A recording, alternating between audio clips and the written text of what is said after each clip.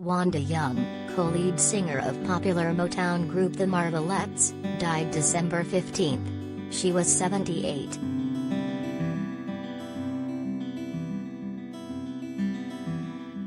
Fellow Motown performers remembered Young for her distinctive voice, wit and stage presence.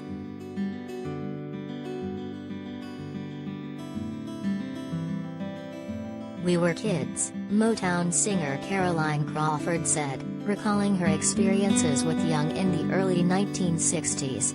"We did a lot of record hops together, the Marvelettes and the Marvelettes. She was a pleasant, friendly person.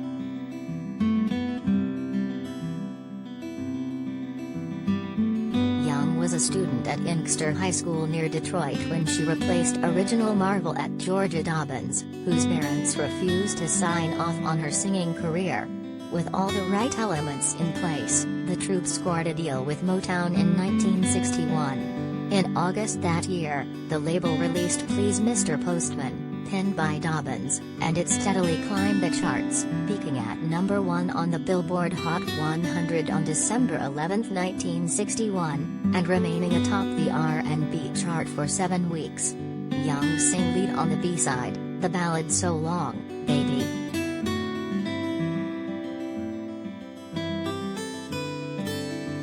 The Four Tops almost boarded the plane bombed over Lockerbie in 1988.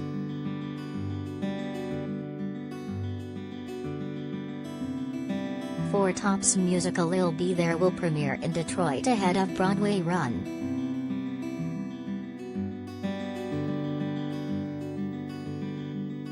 Two years later, the Beatles covered Postman, and in 1975, the Carpenters took the song to the top spot once again.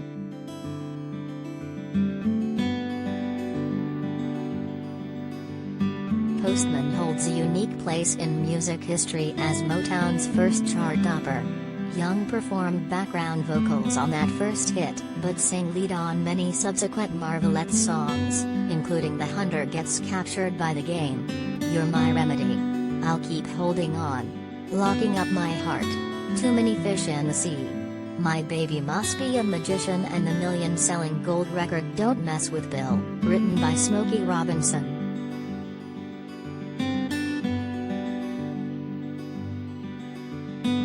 Robinson produced a solo album for Young in 1970.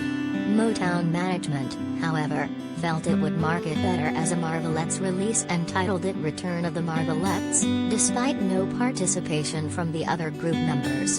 The record sold poorly, and in 1972, Young left the label, later recording in the 1980s for Motor City Records, before reuniting with fellow Marvelette Gladys Horton, who sang lead on Please Mr. Postman, for the album Marvelettes Now.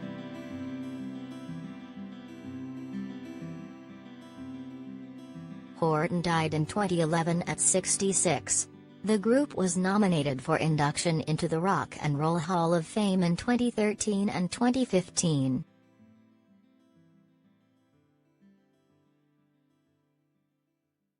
Crawford was part of a March 1990 concert held at Hotel Pontchartrain that featured Young and several more classic Motown performers. Young had endured multiple tragedies and hadn't performed publicly in several years, Crawford said.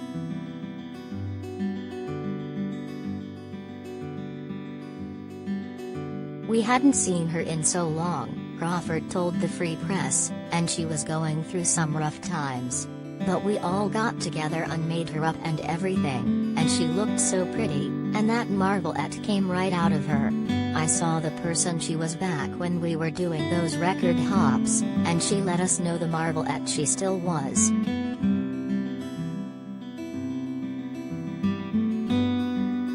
"She was down to earth, like Mary Wilson," Crawford added. "We didn't have a lot of private moments together, but we were Motown family."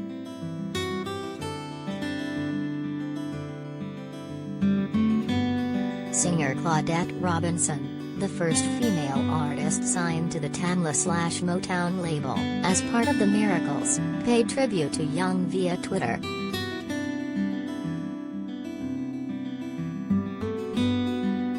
"A A very sad day for our at Motown family and music fans all over the world. Wanda was a star on Earth and now she is a star in heaven. Put on some #Marvelettes and turn it up.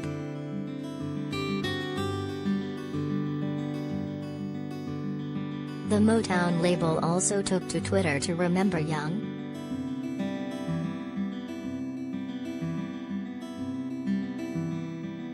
We are so saddened by the news of Wanda Young of the Marvelettes passing. What an impact she has had on the world of classic Motown and the lives of so many. Her legacy will continue to live on.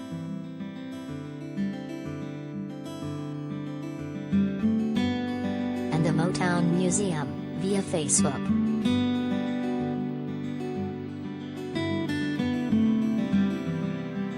Known for her captivating vocals and witty stage presence, Wanda helped the Marvelettes become one of the many success stories at Motown Records.